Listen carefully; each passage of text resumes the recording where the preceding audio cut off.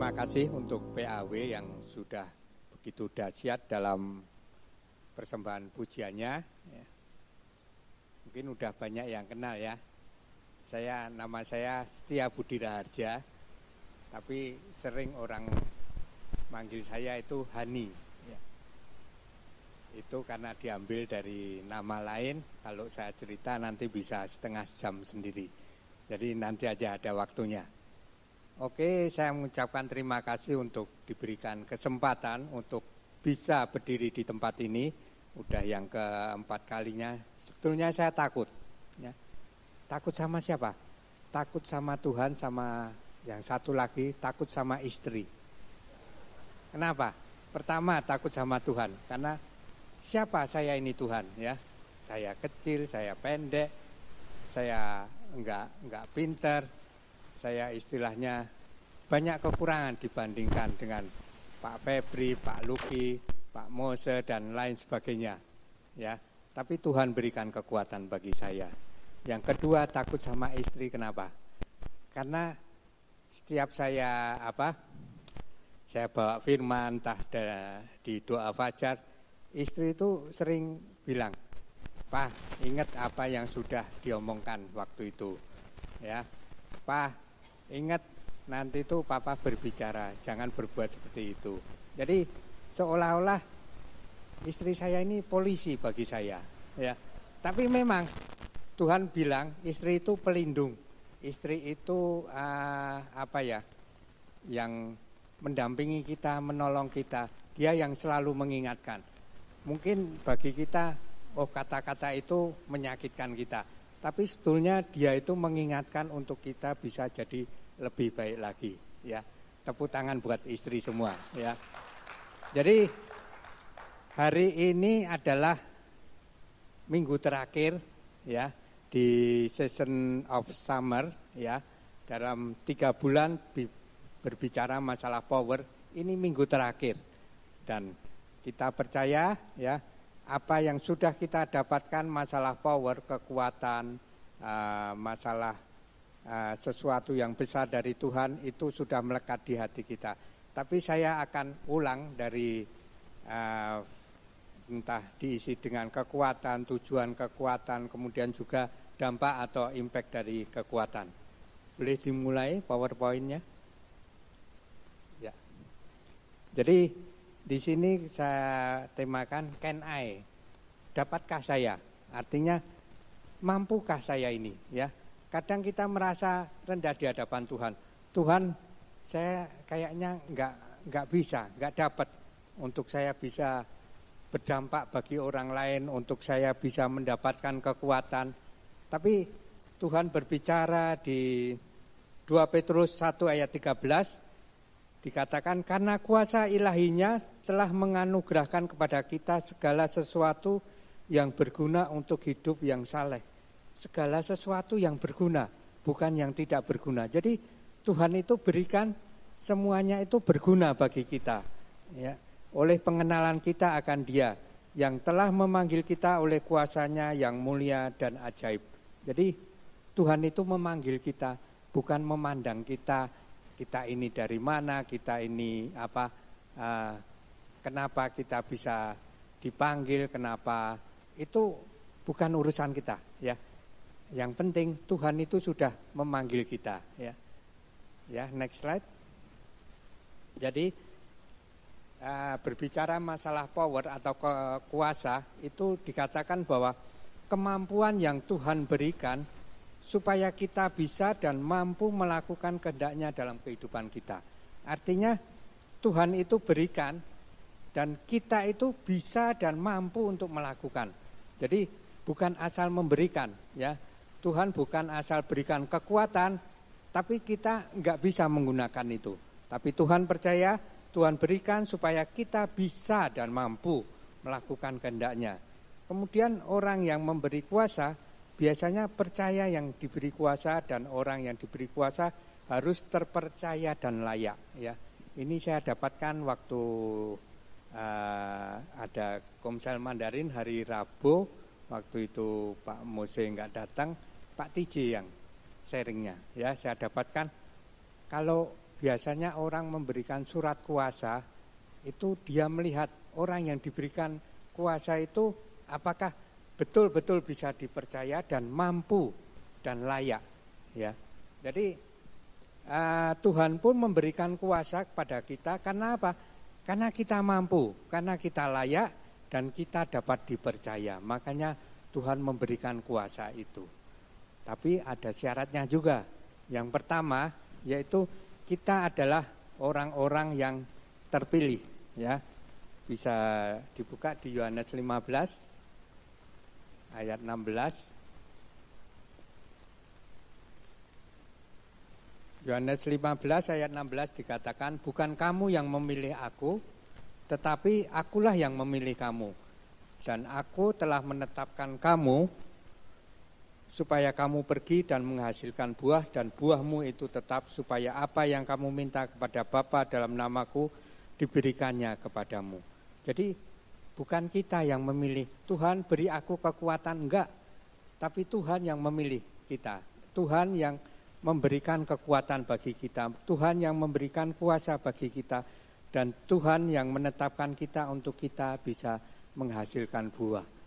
Artinya kita bisa berdampak bagi orang lain.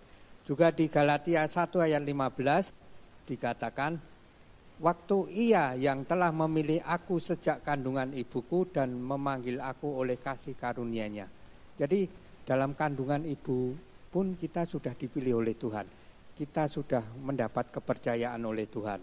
Ya, jadi kita adalah orang-orang yang terpilih, kita adalah orang-orang yang lebih hebat dari orang-orang yang lain karena kita adalah orang yang terpilih. Syarat yang kedua adalah, kembali ke PowerPoint, adalah kita harus hidup kudus. Ya, di 1 Petrus 1 ayat 15-16 dikatakan bahwa hendaklah kamu menjadi kudus di dalam seluruh hidupmu, sama seperti Dia yang kudus dan yang telah memanggil kamu.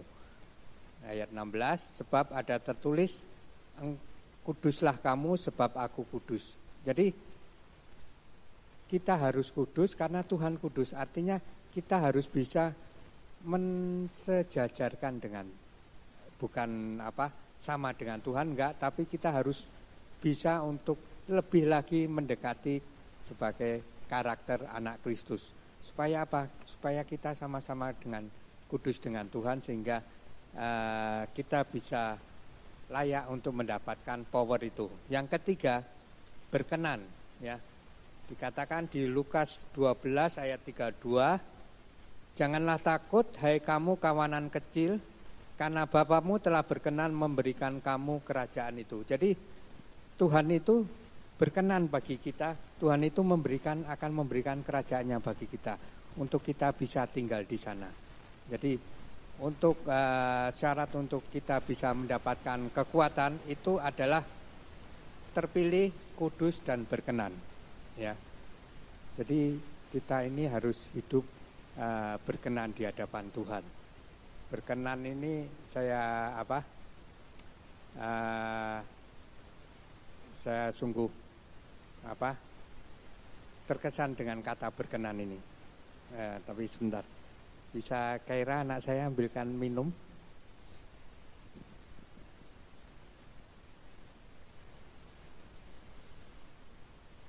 Gak usah, Ko David, ya, biar anak saya aja, karena anak saya yang saya pilih.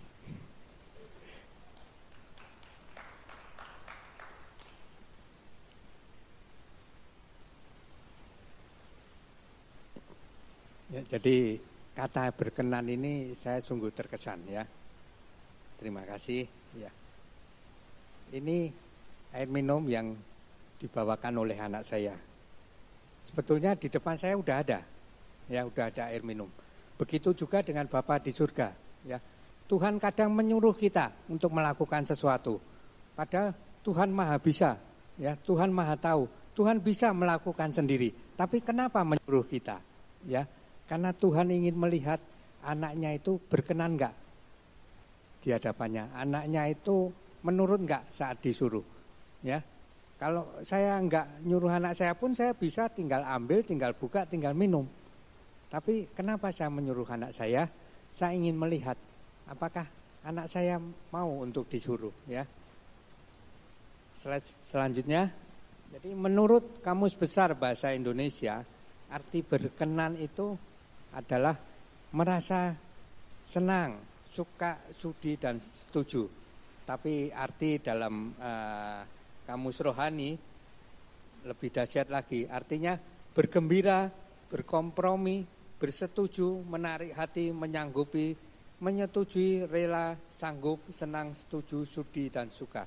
Jadi saat saya melihat anak saya setuju untuk melakukannya, menyanggupi, kemudian rela untuk dia berkorban, berjalan dari tempat duduk, mengantar sampai di sini, hati saya merasa berkenan ya. Begitu juga dengan Bapak Ibu semuanya ya, mungkin udah banyak yang punya anak.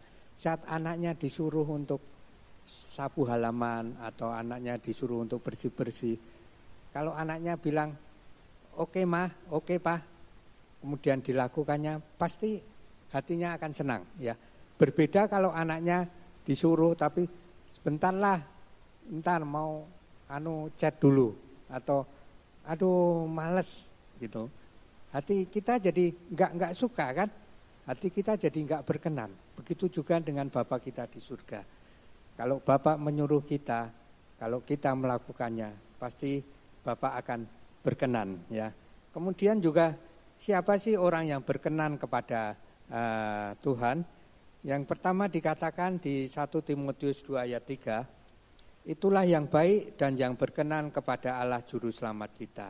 Jadi kita orang-orang pilihan itulah yang berkenan di hadapan Tuhan.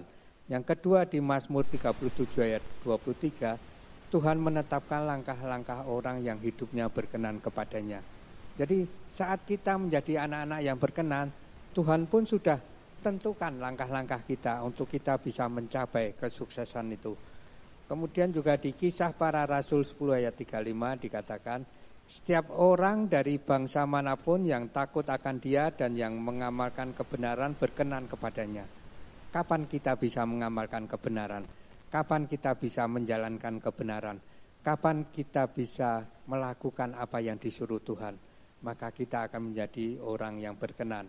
Kemudian juga mereka yang hidup dalam daging tidak mungkin berkenan kepada Allah di Roma 8 ayat 8. Jangan sampai kita hidup oleh daging ya. Kehidupan daging itu dijelaskan di Galatia 5 ya, bisa baca nanti bagaimana kehidupan daging itu tidak berkenan kepada Allah. Kemudian juga di Roma 8 ayat 6, karena keinginan daging adalah maut tetapi keinginan roh adalah hidup dan damai sejahtera. Jadi kalau kita mau hidup, kita mau damai sejahtera, kita harus berkeinginan secara roh, bukan secara daging. Karena secara daging dikatakan adalah maut. Jadi kita harus berkenan di hadapan Tuhan karena Tuhan itu sudah menetapkan langkah-langkah kita. Tuhan sudah menyediakan yang terbaik bagi kita. Ya. Saya ingat semalam ya, hari Sabtu kemarin, anak saya Kaira ngajak ke Danau Angsa yang di Bengkong. Ya, katanya itu tempat yang baru. Okelah, saya bilang, oke jangan lama-lama karena besok Papa harus mempersiapkan. Kita pergi berempat sama anak saya yang cowok, kemudian juga ngajak Kesia anaknya Tante Uci. Ya, kita berlima pergi ke sana, udah sampai di sana kan ada untuk naik di danau itu ada angsa yang dikayuh dan ada yang listrik juga. Ya bentuk ban tapi pakai listrik, dia seperti mobil hanya tinggal injak gas dan setir aja. Jadi anak saya yang perempuan maunya naik angsa yang dikayuh. Anak saya yang cowok maunya naik yang listrik. Kalau yang listrik hanya 2 orang. Tapi kalau yang dikayuh bisa 4 orang. Dan harganya lebih murah. Jadi saya bilang yang dikayuh aja bisa 4 orang. Karena saya cuma ngeluarin 50.000. Tapi kalau listrik 60.000 itu hanya 2 orang. Ya, biasa bapak-bapak kan pengennya irit lah. Tapi semua bisa mencapai kesenangan. Jadi dengan agak kecewa ya, naik juga anak saya yang cowok. Bertiga ya, Kesia, anak saya perempuan Kaira dan Devon. Saya nggak ikut, jadi hanya bertiga naik yang kayu. Kemudian waktunya kan 15 menit, baru 7 menitan menepi, Devon ini turun. Devon turun ya, mungkin dia kecewa gitu kan, dia pengen naik yang listrik. Dia bilang ke saya, "Pak, pinjem kunci mobil, mau jalan keluar." Ya udahlah, saya kasihkan gitu kan. Saya kasihkan. Padahal di pikiran saya itu udah berencana nanti selesai dari yang kayu itu akan kita coba yang listrik seperti itu. Ya. Tapi enggak saya ngomong ke anak, saya hanya berencana seperti itu. Tapi anak saya yang cowok ini udah kecewa dulu, udah mau pergi keluar. Ya udah saya kasih kunci mobil, dia keluar. Yang angsa kayu ini yang isinya Kaira sama Kesia udah selesai. Kemudian kita tunggu kok nggak datang Devon. 5 menit nggak datang, 10 menit nggak datang, kita telepon katanya udah dekat Golden Prawn gitu kan. Oke, 5 menit lagi nggak datang, 5 menit lagi nggak datang. Saya Sherlock juga, kemudian saya telepon juga, iya Pak salah belok katanya. Jadi dia salah belok sehingga hampir setengah jam dia putar-putar untuk cari lokasi itu. Itu saya dapatkan hikmat begitu juga dengan Bapak kita di surga. Ya, Bapak itu sudah mempersiapkan sesuatu langkah kita untuk menuju sesuatu yang baik, yang bagus. Ya. Tapi kadang kita sendiri yang menolaknya. Kadang kita maunya rencana saya yang terjadi Tuhan. Ya. Seperti Devon tadi, kalau dia mengikuti rencananya, dia pasti bisa naik yang kayu, dia bisa naik yang listrik juga. Tapi dia maunya rencana dia maunya keluar sendiri, ya, mengungkapkan kekesalannya. Akhirnya setengah jam waktu terbuang, dia tersesat, istilahnya nggak sampai di lokasi. Jadi kita pun sebagai anak kadang seperti itu. Tuhan, saya mau rencana saya yang berjalan. Tuhan, saya mau apa yang saya pikirkan itu yang berjalan. Tapi Tuhan tahu yang terbaik buat kita. Tuhan tahu apa yang terjadi di depan kita. Makanya Tuhan menyediakan yang terbaik. Oke, slide selanjutnya. Di sini dikatakan apa sih perbedaan kita orang yang rajin beribadah dan orang yang jarang beribadah? Bedanya tipis. Ya. Kalau orang yang enggak rajin ibadah itu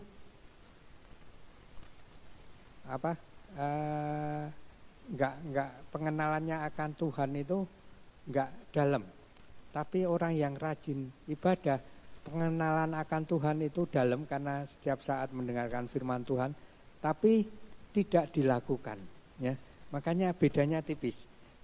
Sebab di sini dikatakan barang siapa menjadi milik Kristus Yesus, ia telah menyalibkan daging dengan segala hawa nafsu dan keinginannya. Jadi kita perlu membedakan orang-orang di luar tempat ini dengan kita yang ada di tempat ini. Caranya dengan apa? Caranya dengan latihan. Latihan apa yang sudah kita dapatkan, apa yang sudah kita terima kebenaran itu, kita praktekkan, kita lakukan, sehingga kita bisa berbeda dengan orang lain. Di 1 Timotius dikatakan latihan badani terbatas gunanya. Tetapi ibadah itu berguna dalam segala hal karena mengandung janji baik untuk hidup ini maupun untuk hidup yang akan datang. Jadi kita perlu satu latihan untuk kita bisa menerima kekuatan yang kita terima itu menjadi kekuatan yang betul-betul dahsyat. Dan saya juga ingin sampaikan masalah power ini jangan terpikirkan itu mujizat yang besar, sakit disembuhkan, kemudian keselamatan yang besar. Jangan berpikir hanya seperti itu. Hal yang kecil pun itu adalah kekuatan dari Tuhan. Ya, contohnya apa? Mengampuni, ya. Itu hal yang kecil. Kita mengampuni itu adalah kekuatan yang dari Tuhan. Ya, kita mengucap syukur pun itu kekuatan dari Tuhan. Ya, jadi jangan beranggapan bahwa hanya mujizat yang besar, hanya keajaiban itu yang menjadi power, bukan. Ya, hal yang kecil pun itu kekuatan dari Tuhan. Ya, kita bisa bernapas pun itu kekuatan dari Tuhan. Ya. Next, yang selanjutnya. Jadi sikap kita tentang power itu harus kita bisa siapkan mental. Ya, kita bisa siapkan mental. Mental kita bagaimana menerima kekuatan itu. Jangan sampai kita menerima, kita enggak kuat mental kita, lalu power itu menjadi percuma, ya, terbuang. Ya, kita bisa lihat yang di bawah masalah Saul saat dipilih menjadi raja, juga dengan Daud. Ada dua perbedaan. Ya. Saat Saul dipilih menjadi raja, akan diurapi, dia malah bersembunyi, karena mentalnya enggak kuat. Padahal Tuhan sudah pilih dia itu orang yang ganteng, orang yang tinggi, orang yang kuat, orang yang lebih dari semua orang Israel. Tapi dia mentalnya mental tempe, istilahnya itu. Sehingga dia bersembunyi saat akan diurapi. Berbeda dengan Daud. Daud saat diurapi di tengah-tengah saudaranya, sejak hari itu dan seterusnya berkuasalah roh Tuhan atas Daud. Jadi Daud lebih siap mentalnya. Daud menerima saat diurapi sehingga roh Tuhan itu langsung bersemayam dalam kehidupannya. Kemudian juga kita harus selalu bersyukur dan terima kasih. Ya. Bersyukur dan terima kasih saat kita menerima kekuatan itu. Bersyukur, kenapa? Karena kita menjadi orang-orang pilihan, orang-orang yang dipilih Tuhan untuk menerima power itu. Terima kasih, karena apa? Karena itu yang harus kita lakukan. Terima kasih Tuhan. Ya. Berbicara masalah terima kasih ini adalah sebetulnya hal yang sepele. Ya. Saya ajarkan juga ke anak-anak untuk selalu berterima kasih saat menerima sesuatu atau apapun. Jadi saat anak kadang nyuruh orang tua, "Pak, tolong ambilkan itu." Ya. Jaraknya hanya 1 meter, ya, saya ambilkan, saya kasih ke anak bilang, "Terima kasih Pak." Senang hatinya, ya, walaupun hanya terima kasih. Tapi kalau nggak ada ucapan terima kasih apa? Jengkel, ya, kecewa, ya. Saya pernah saya kasih orang yang jual koran di persimpangan di Habibie sana. Pertama saya kasih uang, saya masukkan ke amplop merah, ya, amplop merah 50.000, saya beli koran, saya kasih. Orang itu enggak buka amplopnya, tapi orang itu bilang terima kasih dulu, ya. Dia enggak tahu amplop itu isinya berapa. Saya bisa isi 1.500 perak, 100 perak, tapi dia percaya, ya. Dia enggak buka, dia ucapkan terima kasih, ya. Hari berikutnya saya siapkan lagi, tapi saya enggak masukkan amplop. Ya. Ada ibu-ibu, ya, jual koran di simpang yang sama di Habibie.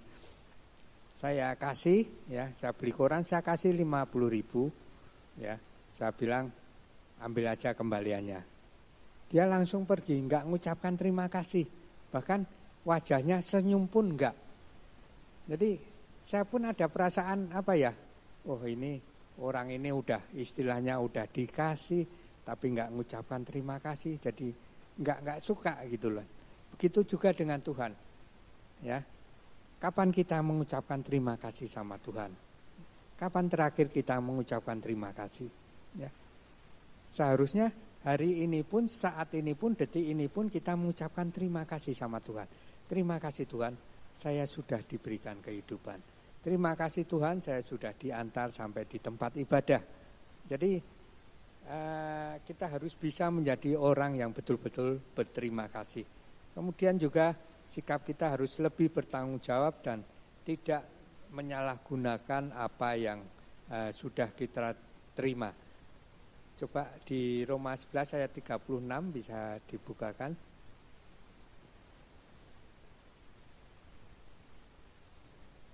Roma 11 ayat 36.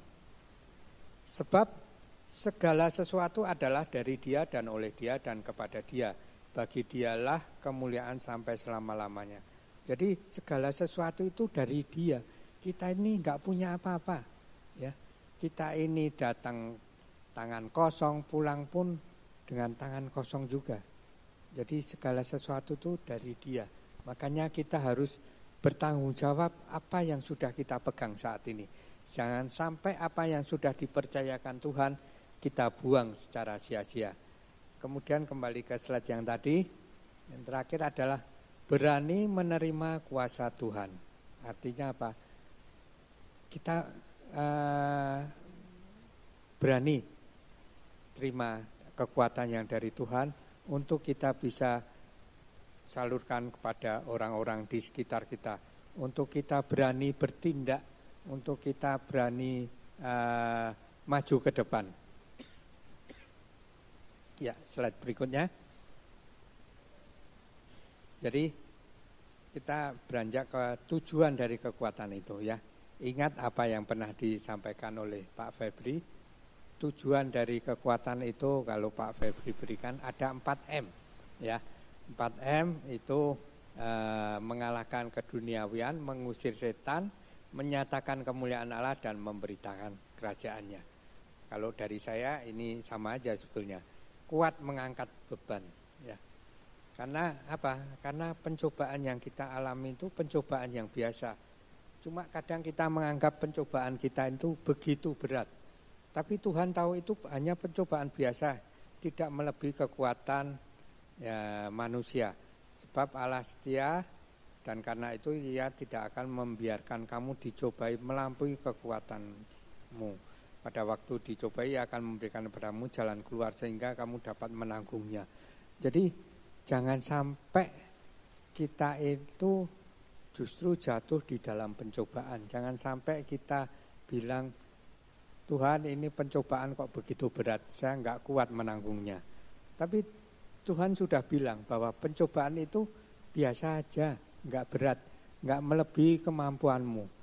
Dan ingat satu hal, aku pun akan memberikan jalan keluar. Jadi pencobaan bukan hanya pencobaan, tapi ada jalan keluarnya, ya.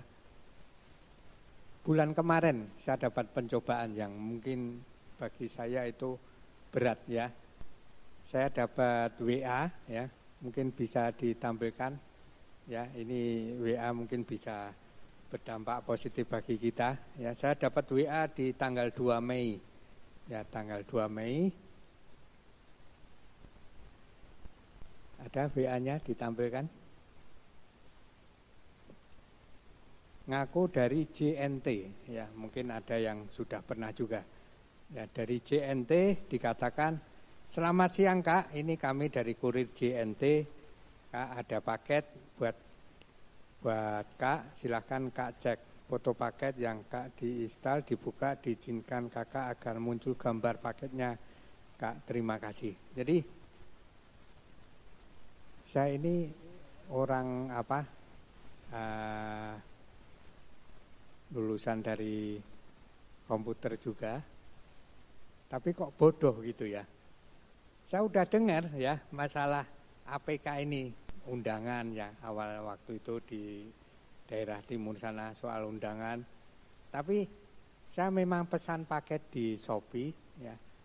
Ya biasalah paket besek untuk jualan gitu kan. Makanya saya pun nggak pikir panjang, langsung buka aplikasi itu. Saya buka aplikasi APK itu, ya. Gambarnya memang paket, ya. Tapi ditujukannya itu ke Jogja dan bukan alamat yang saya kenal. Jadi makanya saya balas, saya posisi di Batam, barang saya tidak merasa pesan. Jadi saya masih nggak tahu gitu. Begitu sampai rumah saya cerita sama istri. Ya istri kan memang penopang kita. Dia baru bilang, loh itu kan aplikasi APK, jangan dibuka Pak. Kenapa dibuka? Saya baru sadar, oh iya ya. Ini kan beberapa kali viral di medsos itu. Saya buka, ya udahlah, udah terlanjur saya buka, saya lupakan ya. 2-3 hari gitu, saya kan pakai Telkomsel, saya buka Telkomsel. Kenapa ada pemakaian sampai 480.000? Ya. Pemakaian 480, saya cek di SMS, ternyata itu untuk pembelian game itu kan. Saya cek, kemudian saya cek yang lain, ada uang yang di Dana itu juga hilang. Saya cek terpakai untuk beli kuota di Bukalapak. Itu. Kemudian beberapa kali ada telepon dan SMS dari pinjol, ya, pinjaman online. Ya, saya angkat, saya bilang saya nggak pernah ngajukan pinjaman. Ya, habis itu saya rekap semua SMS dari pinjol, kemudian saya hubungi satu-satu, saya bilang saya kena hack, saya nggak mengajukan pinjaman itu, ya. Saya bingung juga gitu kan. Saya pergi ke Gapari yang di Mega Mall, ya. Pergi ke sana. Saya pertama pergi ke Samsung yang di Mega Mall. Saya bilang minta HP saya untuk di reset, ya, karena kena hack. Dia bilang, waduh Pak, sekarang kita nggak bisa reset. Kalau reset Bapak harus punya HP untuk mindah data dulu, karena di sini udah nggak bisa lagi. Dia sarankan ke Gapari atau beli HP, ya, beli HP, dia pindah ke HP baru. Saya bilang kalau beli HP nanti dululah, karena pengeluaran saya di Mei itu ada yang untuk ulang tahun anak juga. Jadi saya nggak bisa, saya besoknya pergi ke Gapari. Sampai di Gapari saya ketemu dengan CS-nya, dia bilang, Pak, ini udah berapa kali kejadian seperti ini, kalaupun yang kena itu HP-nya, bukan kartunya, kata dia. Jadi HP ini harus dimatikan selama minimal 6 bulan sampai 1 tahun. Baru bisa dipakai lagi. Jadi Bapak harus beli HP baru. Saya bingung juga, ya. Saya beli HP baru, saya lihat harganya kemarin itu sekitar 8 jutaan juga. Jadi aduh gimana ya, saya bilang di reset bisa enggak gitu. Dia bilang enggak bisa Pak, di reset pun nanti orang itu bisa masuk ke HP-nya Bapak lagi karena HP-nya yang kena. Ya udahlah, saya putus asa gitu kan. Saya sempat di rumah, saya cari HP-HP lama, ada J2 Prime gitu kan. Saya bilang apakah bisa ya saya pakai untuk kerja, karena HP itu untuk kerja juga. Jadi ya udah saya bilang Tuhan tolong saya, ya. Tuhan belikan yang terbaik bagi saya. Jadi besoknya saya ketemu kawan di kantor, dia bilang, Pak coba aja lah di riset sendiri gitu, siapa tahu bisa. Ya udah saya bilang, udahlah coba kamu riset. Udah dia riset, hampir 2 jam juga risetnya, sehingga semuanya itu beberapa data hilang, beberapa data masih ada. Udah habis itu saya nggak pernah lagi terima SMS ya dari pinjol, dari yang lain pun gitu kan. Jadi sampai hari ini pun saya nggak terima lagi telepon atau SMS lagi. Jadi tapi saya masih ada ketakutan, ya. Siapa tahu pinjol ini kalau nggak dibayar kan biasanya setelah melebihi bulannya dia baru akan telepon. Jadi ini udah 1 bulan lebih. Saya bilang ya semoga aja nggak terjadi apa-apa. Inilah jalan keluar yang diberikan Tuhan. Saya nggak usah beli HP lagi, saya nggak usah repot-repot lagi, sehingga semuanya dilepaskan dari Tuhan dari setiap pinjaman. Ya walaupun ada beberapa ratus ribu yang rugi, tapi puji Tuhan enggak begitu banyak. Jadi Tuhan pun tahu kekuatan kita, Tuhan pun tahu batas kemampuan kita, makanya Tuhan berikan jalan keluar yang terbaik juga. Oke, slide berikutnya. Jadi kemudian tujuannya untuk menjadi pemenang. Berbahagialah orang yang bertahan dalam pencobaan, sebab apabila ia sudah tahan uji, ia akan menerima mahkota kehidupan yang dijanjikan Allah kepada barang siapa yang mengasihi Dia. Jadi saat kita menang dalam pencobaan pun kita akan menjadi pemenang ya. Kita akan menjadi pemenang dan selanjutnya kita pun akan menjadi saksi. Tetapi kamu akan menerima kuasa kalau Roh Kudus turun ke atas kamu dan kamu akan menjadi saksiku di Yerusalem dan di seluruh Yudea dan Samaria dan sampai ke ujung bumi. Jadi Tuhan itu hanya perintahkan kita menjadi saksi, tinggal bagaimana kita menjalankannya ya. Seperti tadi ilustrasi anak saya yang saya suruh ambil minum, Tuhan pun menyuruh kita menjadi saksi. Kalau kita lakukan, ya kita akan menjadi pemenang, kita akan menerima mahkota, dan kita akan menjadi anak-anak yang berkenan di hadapan Tuhan. Next. Kemudian berani bertindak, karena dengan Engkau aku berani menghadapi gerombolan dan dengan Allahku aku berani melompati tembok. Ya, kita harus berani. Saat kita menerima kekuatan, kita pun harus berani untuk melakukannya, berani untuk bertindak. Ya, saya pun dengan istri ya, mungkin beberapa udah ada yang tahu, istri saya ada jual kuliner juga. Waktu itu kita hari Minggu itu juga jualan. Ya, kita juga biasanya antar ke mana? Di perumahan Oselas itu ya, dia adalah pedagang di Batamindo. Kemudian juga hari Minggu kita antar ke angkringan juga sorenya.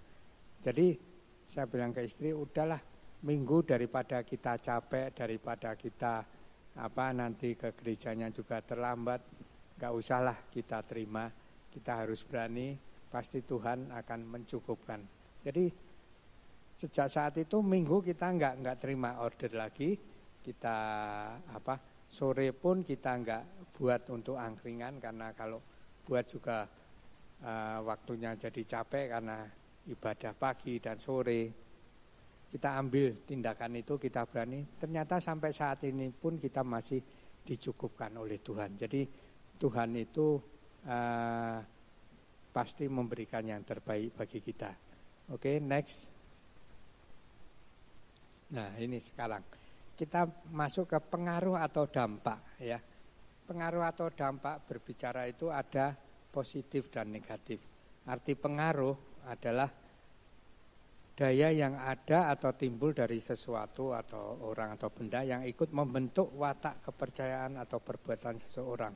Ya, jadi dampak itu kita bisa berdampak bagi orang lain, untuk orang lain bisa merubah watak, bahkan merubah karakter. Kemudian dalam dampak ini ada positif dan negatif. Jangan disatukan. Kalau disatukan itu pasti konslet error ya, seperti listrik. Dampak negatif itu apa? Marah, dendam, maksiat, bohong dan sebagainya. Itu di Galatia 5. Kemudian yang positif itu sukacita, bersyukur, terima kasih, mengampuni dan sebagainya di Galatia 5 juga. Jadi ini kita belajar tentang dampak. Kemudian next berikutnya. Kemudian bagaimana kita bisa berdampak? Ini yang penting. Ya. Bagaimana kita bisa berdampak bagi orang lain? Yang pertama, minta bimbingan Tuhan. Ya. Tuhan bentuk saya, Tuhan latih saya, Tuhan biarlah saya bisa berdampak bagi orang-orang di sekitar kita.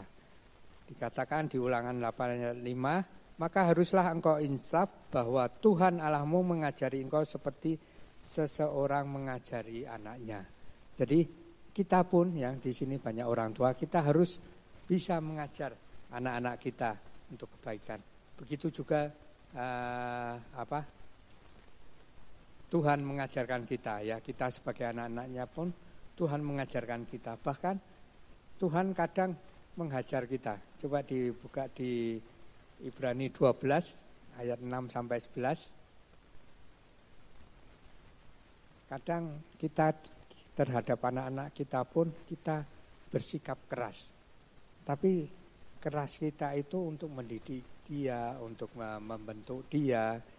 Di Ibrani 12 ayat yang ke-6 dikatakan, karena Tuhan mengajar orang yang dikasihinya dan ia menyesa orang yang diakuinya sebagai anak.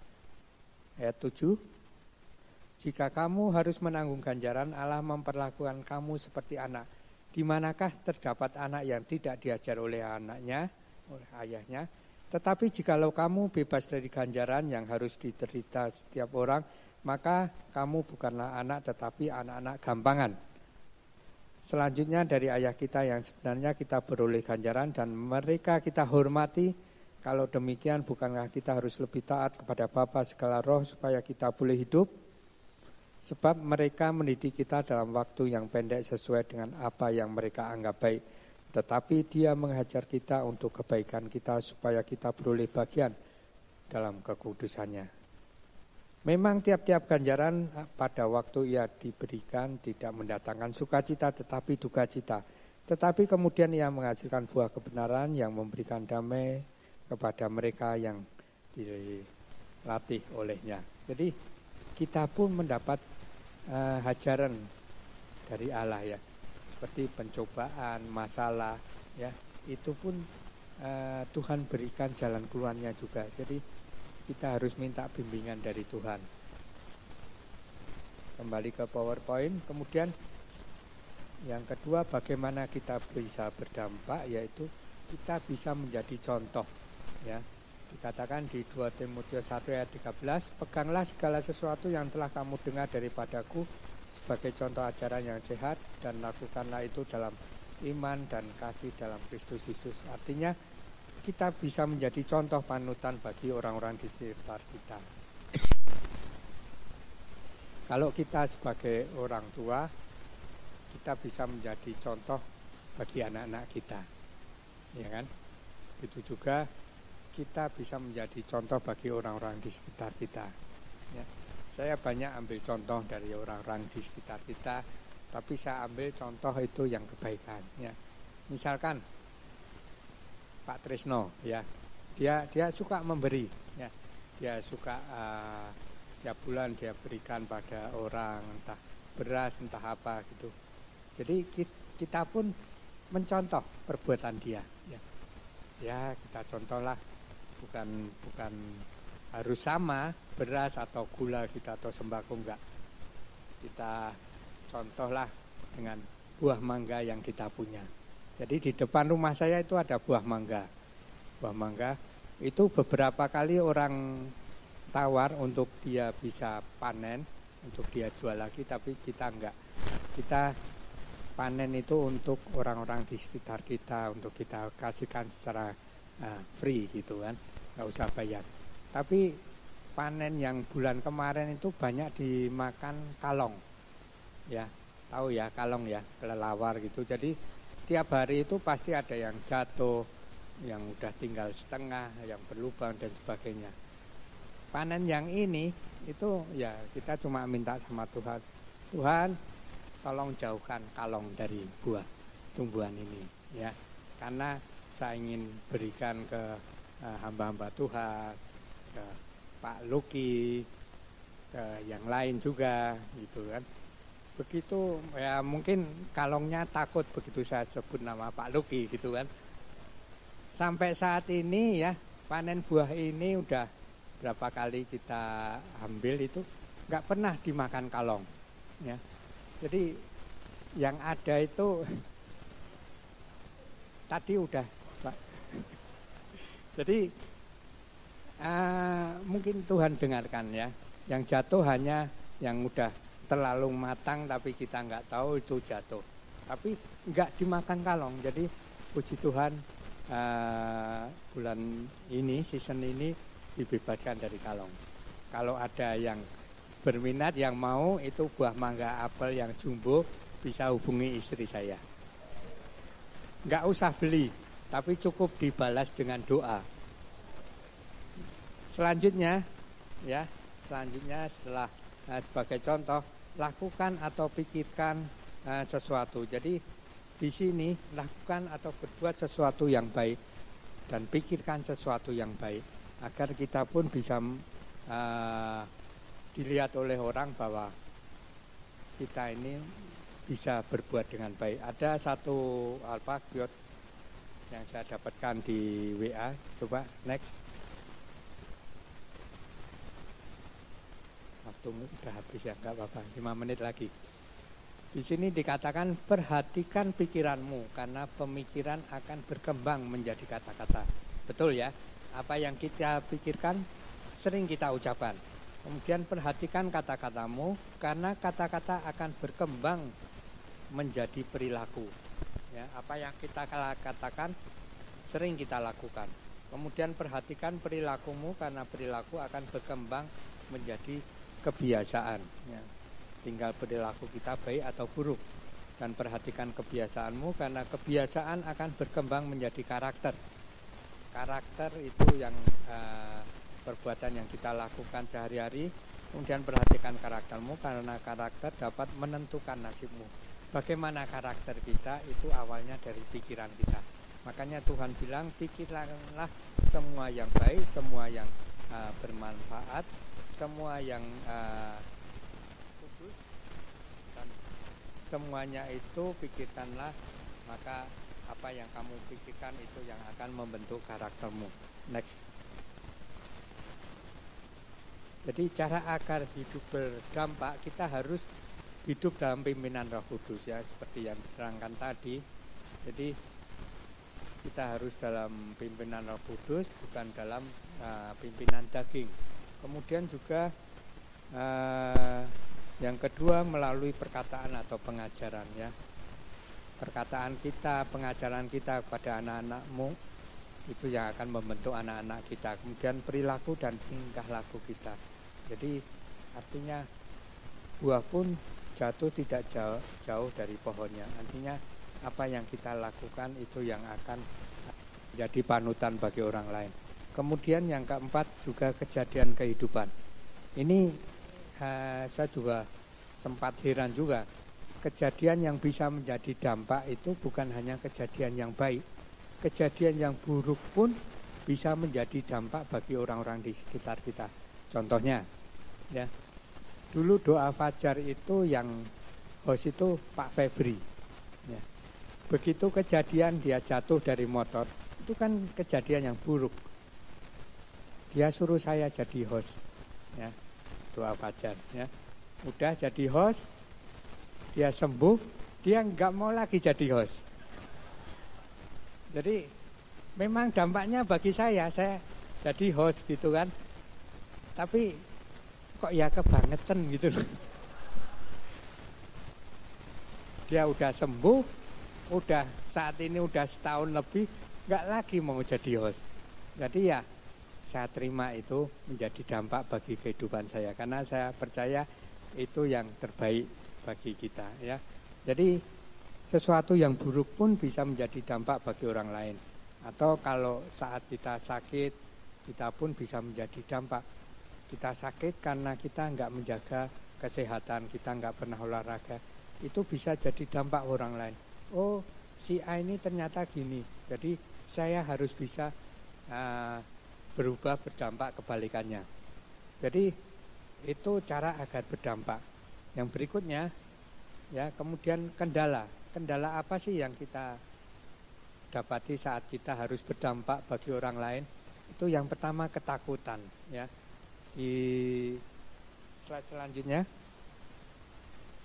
di 2 Timotius dikatakan sebab Allah memberikan kepada kita bukan roh ketakutan melainkan roh yang membangkitkan kekuatan, kasih dan ketertiban.